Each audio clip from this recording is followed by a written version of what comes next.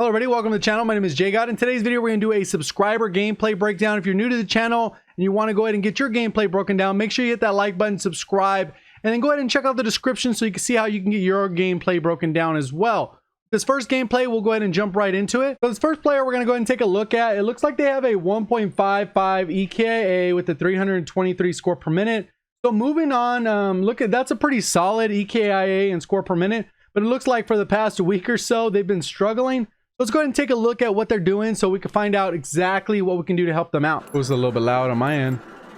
It's all good. So pretty much right here, we can see we're playing on the map Grind. I was probably playing as part of that 24/7 playlist. It does look like it's team deathmatch. Good pre-aim as he comes around the corner. You can see some strafing going on. Centered on the ideal spot where someone would be. So pretty good placement there. Reloads. Tries to jump and peek there. So it's pretty solid so far. A lot of spam firing. Doesn't look like they're doing that burst trigger type thing, so they can actually control that recoil a little bit better. Nice push so far. So far, so good. Nothing out of the norm. There is somebody with the shotgun in the lobby. I can't tell. It looks like it's his teammate. Let's see. This teammate was shooting at him. He comes up and cleans him up. A pretty good start so far. So wonder if they have a bunch of highs and lows, because I already looked at the end of the match summary, so I know they're gonna have a ton more deaths, but they started off pretty hot here. They should have thrown down their ammo so they get the extra kill score. So they got to drop it somewhere near their teammates, and what that'll do is allow it so that they can actually get the additional score. They should have been throwing down the ammo already. That is an aggressive push, super aggressive. I wouldn't have done that because someone could have actually shot you over the middle. There was no UAV. Likely people were going to come around. There it is. Finally, the ammo. He could have already almost had the sniper's nest. With the ammo, he would have been in a pretty good spot. Okay, he's good there. He's on a good streak here. I don't know what's going on. There it is. So is this the chain of deaths? So if he would have thrown down that ammo sooner, he could have probably got more score from his actual kills. There probably would have been like 3 additional kills, which is like an extra 100 score. Plus, his teammates would have grabbed more of those packages, and he would have been in a good spot. There's still one on the right, so it's looking that way is pretty solid. The aim there, look at that aim. It was pretty bad, and I don't know why. Let's go ahead and take a look again.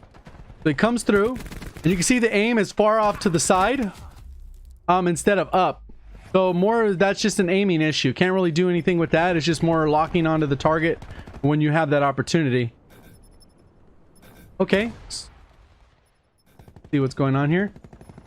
There are a couple he can flank right here, but there's also a couple other back ones coming up. So he's able to get this guy. Pretty clean read there, reading the mini map. There are still about 3 right here, so he's gonna push behind. He could be able to get double kill. There he is. He got the kill. And it looks like the spawns are still on this side of the map, the east side where he's looking. Pretty good sight line there. I don't know what it is about this spot, but 9 times out of 10, when the guy comes out on the right, they absolutely just demolish you. But it looks like he gets hit twice there, and then it looks like the other guy hits him once with a rampart. So he was probably one shot with the rampart damage, and then the guy was able to clean him up. So not much he could have done there. I mean, obviously he could be a little bit more accurate with the shots, because it looks like he's just holding the trigger, which generally is not the best idea. You want to hold the trigger for maybe about 8 to 7 rounds, release it for a millisecond, then go ahead and fire again. Especially with this weapon that's pretty accurate, you should be able to control the recoil. But in some scenarios, when you want to be very precise, you got to go ahead and do that burst delay.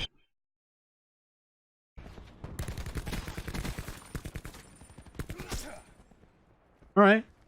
So map awareness, pretty good. Obviously, they make a little bit of risky calls. They got dark matter, so they've played with every weapon. What'd they get killed by? Oh, Penta bursted. Yeah, that one's unfortunate. Not much you could have done there. That one's kind of just how it goes sometimes. If you come around the corner, you hit somebody with the shotgun 3 times, and they only hit you once and you die. I mean, there's not really much you can do about that other than to increase the range. But in that case, Pentaburst gets you every time 1 burst if you're in that range. Okay, so whoa. So right here, here's another one. Look at this. So the guy's coming around, and right here, there is almost no chance he's going to kill this guy. I wouldn't even fired my weapon in this scenario. You see, as he comes through, he lands like 2 bullets on the guy. And unfortunately, if he would have given his position away, this guy would have noticed. They have a tac deploy there. So this is not a good spot to push the tac deploys. A lot of times, because the second you killed them, immediately someone's going to spawn on you, and you're going to continue to get spawned on, and he ends up getting hit by that guy with the pentaburst again. So if you play that all out, it's just overall just bad decision making, pushing into this spawn. It's unnecessary. He should have kind of posted up probably right here. Just stay right here and then pick people off as they come around this right side, or if they decide to challenge you right here where he's just shooting. He's pushing a little too deep, gave away his position, takes out this guy, and then as the other guy dies, he comes back around, spawns on him, takes him out. And I don't know if that guy's just camping in the back, but it looks like he just spawned there and was able to shoot him. So that was just a little bit too aggressive of a play, especially since all your team is way behind you. They have a tac deploy. Everyone is literally spawning in the same location. This guy has his number. Pentaburst twice, and then he has him with the Annihilator. So not necessarily the most ideal. Teammates through the smoke. Can't really run that way because it's not really a safe spot. Guys still coming through with the Annihilator. I would just run around the left side, go the high side, go the road less traveled, and that's more of the flank route. He took a little bit too long to make that decision. So right here, I'm already saying, as soon as you hear the Annihilator, I'm already like, cool, keep going around. I don't want to get involved with that guy because specialists are overpowered. For the most part, that one is like one shot, one kill, fairly easy to use, and they could spam it fairly quickly. So right here, you can see he started off like 6 or 7-0, and now he's already had multiple deaths back to back. But a lot of his decision making, he still hasn't thrown his ammo down. Oh, this is not good. Not good at all. So ammo should have gone down almost as soon as you get it so that teammates can start grabbing it. But the other benefit is you're going to be able to get those score bonus, so you're going to be able to get your streaks faster. You only need about 3-4 kills to get that UAV, which will allow you to chain up to your sniper's nest to your strike team, which I'm sure happens on a regular basis if you're able to get that UAV. There is a little bit of recklessness that what I'm watching, so for the most part, could be significantly better from what I'm seeing, but it's just more a little bit of decision making is main issue here. Because accuracy, for the most part, they've only really potatoed one set of shots, which was that guy right around the cover where the aim assist was just a little too far to the right, and they weren't able to correct it. Hostile attack chopper inbound. Yeah, this is not good. They got an attack chopper. No one on your team has a hacker as far as Zero goes. So this is rough. Kind of forced to be inside the box here, which is a little bit hard to manage with.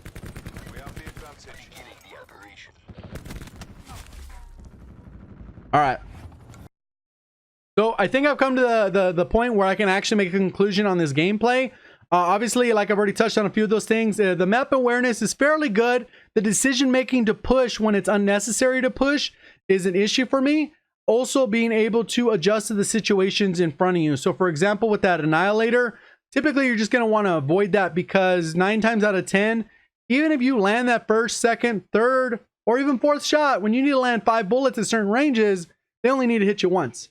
So you're pretty much at a huge disadvantage there until you're 100% certain that that Annihilator's gone. And within this game, more often than not, you will die to specialists. So you want to try and limit those as much as possible. In the beginning of the game, he was very close to that streak. He would have thrown down his ammo sooner and then allowed his teammates to grab that ammo. He would have been in a much better spot. Probably could have got the sniper's nest right off the bat. And then these other people that are getting streaks, which is really only one guy on the other side of the team that's actually getting the streaks. So that would have probably shut that player down and would allow you to take over this lobby. Because for the most part, it doesn't look like anyone in particular is amazing. It's like the guy's on a pretty decent streak.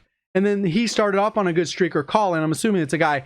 But for the most part, that's kind of what I would recommend doing. Aim seemed fine for the most part. Obviously, potato shots at some points, like most of us do. But at the end of the day, I think it's more the how they choose to approach certain engagements that's really putting them at a disadvantage. All right, so let's go ahead and take a look at the next gameplay. All right, so this next player is a little bit on the lower end when it comes to skill, probably right around average or slightly above average. Because for most players in this game, their EKIA is right around 1 or below 1. So this person has a 1.05 EKIA with a 200 score per minute. So I think overall, they probably play a little bit slow before watching them even play. And then on top of that, they're losing a lot of gunfights. So we'll kind of see how that plays out within the gameplay. And then obviously I'm recording these types of things too, so that if I do a follow-up and this person has like maybe a 2KD or a EKA later down the road, I can do the comparison and show how they played before and after, So it's definitely something that I'm including these for. All right, so let's go ahead and look at this play. Let's go ahead and catch up to where we're at. Everyone loving the can right now. Me too. Cold-blooded, I don't think is necessary, but Team deathmatch. obviously if you're getting used to getting streaked on, it can be helpful. But I think gung-ho or dexterity are better for that slot. All right, so let's see what they're doing. They are pre-aiming, which is pretty good. Okay. Missed a few shots there. Someone using the Titan, so that range there, the Titan's pretty good. Very low recoil, very easy to control. He just missed that guy. Okay, so that's mini-map. Because right here, you can see that the guy is right... Let's frame, and right there. So I already know on the looking at the mini-map, there's a guy there. We could see it on the mini-map right there to the left. And then what you're seeing is that the second... He should be looking already pre-aiming this left side right below the score. And then what ends up happening, he just pushes this way. The guy walks across his screen, and it takes him about a half second to react. So there he goes, walked. He gets the assist. He didn't even get an assist there. Dang. But you've seen kind of how that played out. He could have led to that guy's kill, and that guy was really trying to go for that flank. Comes through over here. There's people still camping on the top, so you got to worry about that when it comes to actually approaching this, because that Titan guy is just going to sit on the top. So, in general, a good strategy for this guy would be to continue go around and go for the flank, or just avoid peeking out right here at all. I would keep the sight line so that they can't see you like it is right now. And then just pick people out coming out of the bottom, because that guy has a considerably strong power position. So you're going to need numbers. An example of that is, let's say this teammate continues to push all the way around. And then as he's coming up, then maybe you approach it because that guy's distracted. But overall, just to peek out with some guy just firing at you, not a smart move. So you'll see how it played out. The guy's just pre-firing that area. It was at a VCAM? Maybe I was wrong. I thought it was a Titan, but yeah, it's a VCAM. And then he goes back towards mid. Has the nade. Perfect nade. He already knows where the guy's at. So you're going to use battery. You look right here at the top of the screen. You throw the nade right there where you know the person is. Bet you he moves or dies.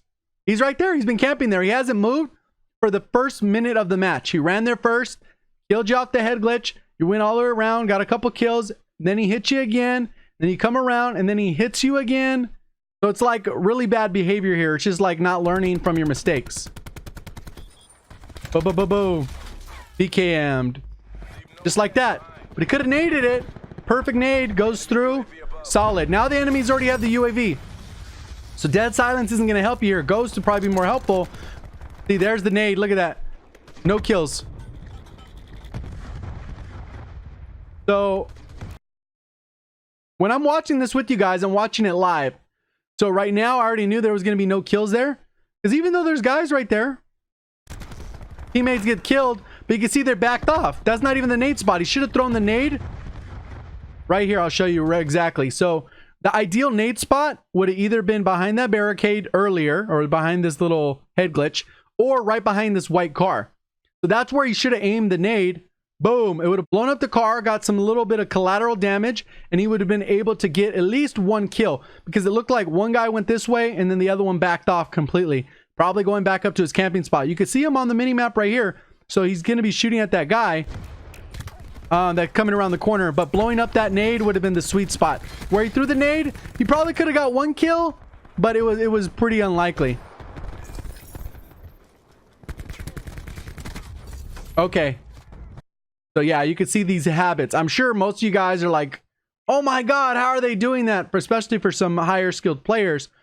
But right here, you can already see that this guy's on this head glitch. Best way to approach this, strafe out on this head glitch, the same head glitch, free firing, knowing where the guy's at.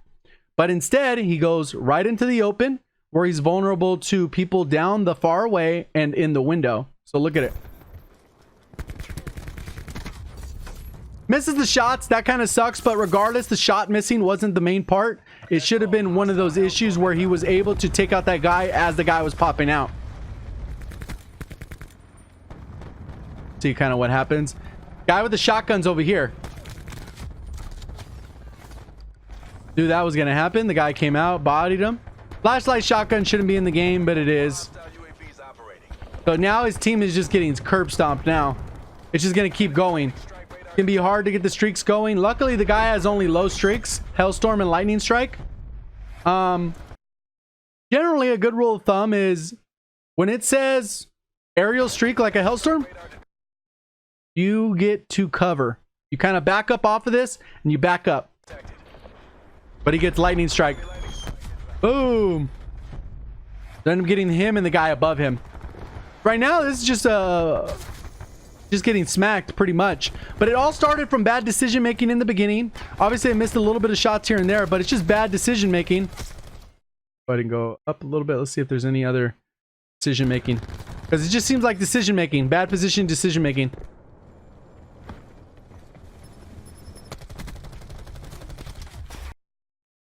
Okay. So normally what you're supposed to do in this scenario is you're shooting at the first guy. You see the other one. You're probably still going to die because the guy knows where you're at. But normally how you would take this scenario is you would let go of your aim down sight. Adjust your sight so you can snap onto this other guy. Re-aim down sight while you're jumping to make yourself a little bit harder target to hit. So if you do that in the motion, you're going to see that what ends up happening is you're going to aim at this first guy.